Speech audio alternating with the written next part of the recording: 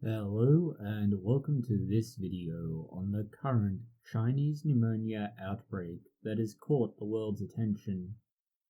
The disease that we know as Chinese pneumonia, or the 2019 nCoV, is a product of a common virus family, the coronaviruses.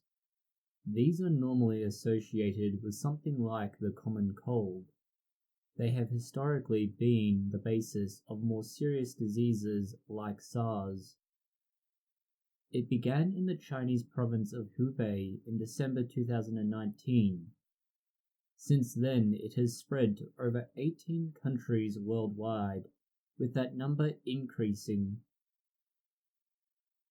The coronavirus was not initially known as such. What was known is that patients were presenting to hospitals in Wuhan, the capital of Hubei province, with pneumonia. This included coughing, fever, and breathing problems. Wuhan is a city of 11 million and a railway hub. This meant they would often have people coming through with various illnesses. These patients were not responsive to the standard treatment for pneumonia.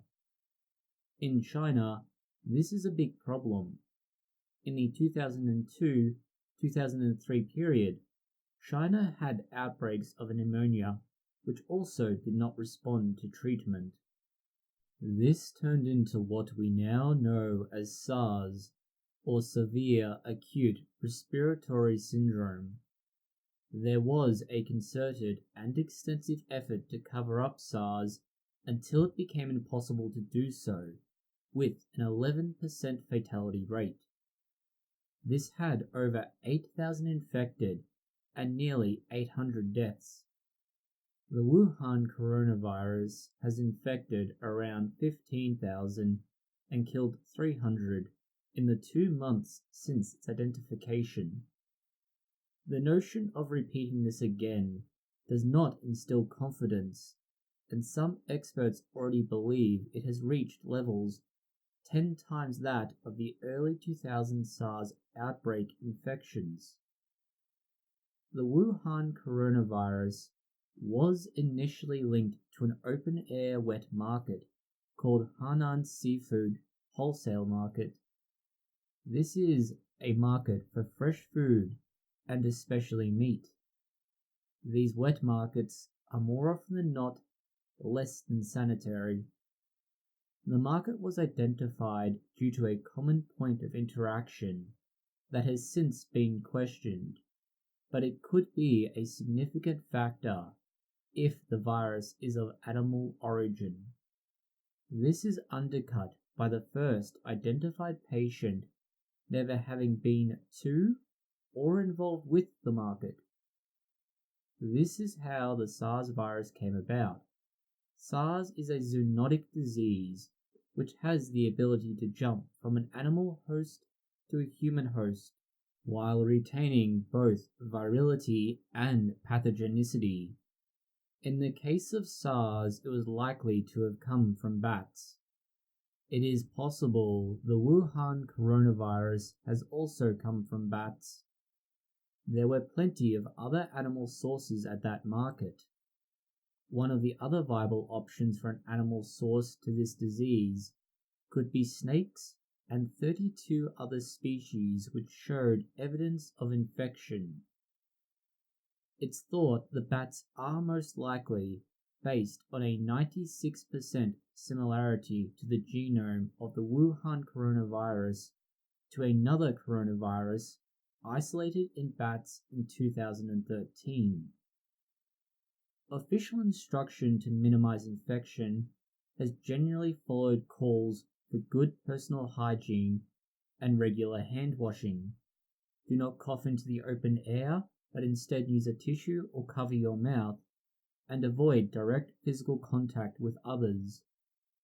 Those who suspect they may be infected are asked to wear surgical masks and either call for a doctor or present themselves to a hospital. The virus itself cannot be treated. The standard treatment plan is to manage symptoms. This includes antipyretics for the fever, oxygen therapy for breathing difficulty, and fluids.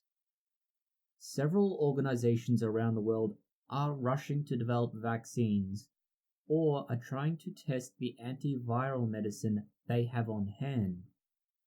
This is demonstrated through one particular researcher in Hong Kong who announced that they had found that their new vaccine was somewhat effective but needed to be tested on animals before they could try it on humans. Although it may already be known you cannot use antibiotics, they will do nothing for this viral infection. There is one antiviral called remdesivir that was used on an American patient and appears to have had some benefit. Diagnosis is made with 3 samples taken from the respiratory tract. These are normally sputum samples. These samples are tested for specific DNA sequences in a PCR reaction. Most of this information and advice is suitable for those outside of China. The concentration of people in Wuhan means that these measures and tests may not be adequate, and why there is a sort of quarantine in effect for the whole city and province. Flights and trains in and out of Wuhan, public buses, and the metro system have all been suspended. They are not going to be started again until this has been sorted out. This may seem like a bad choice, with 5 million people leaving the city on knowing of an impending quarantine. According to some sources, this left roughly 9 million people in Wuhan. Transmission of the coronavirus is primarily thought to occur among close contacts and respiratory droplets. These are made by sneezing and coughing. This can occur even if the person has no symptoms. There is an approximately 2 to 10 day delay between infection and identification. This means the spread of the virus between people has been highly variable, with some affected people not transmitting the virus, while others have been able to spread it to a number of individuals around them. The virus has a variable infective radius of between 1 and 2 meters for those who are coughing and spreading it. Among the first 41 cases in Wuhan, 32 of them had a complementary chronic condition. This could be diabetes, cardiovascular disease, or more. That is a consistent factor with the SARS outbreak, which affected both the elderly and infirm more severely and more frequently. A superspreader is supposed to have occurred and infected 14 different staff of a medical hospital. This occurred in January, and according to the head of Chinese Center for Disease Control and Prevention, this person does not exist, or at least they should not be considered a superspreader. They have said that the degree of infection was only made possible because the individual was moved regularly and many others were exposed to them. This uncontrolled outbreak has led to many countries outside of China evacuating their citizens. They are, in some cases, being quarantined for a period of time between evacuation and release back into the general population. Other countries like Pakistan have refused to evacuate their citizens, leaving them stranded.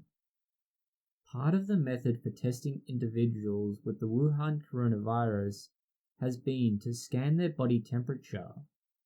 Those who carry it will have a fever. This event should not come as a surprise. It is based on a class of viruses known to readily mutate.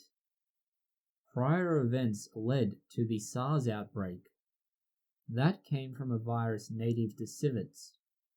That then spread to humans. In Saudi Arabia, something similar occurred in 2012, with a camel-specific version mutating to infect humans. For now, at least, it looks like it's going to be stable, but developing something like an influenza vaccine is important for the same reasons that we have the annual flu vaccination update.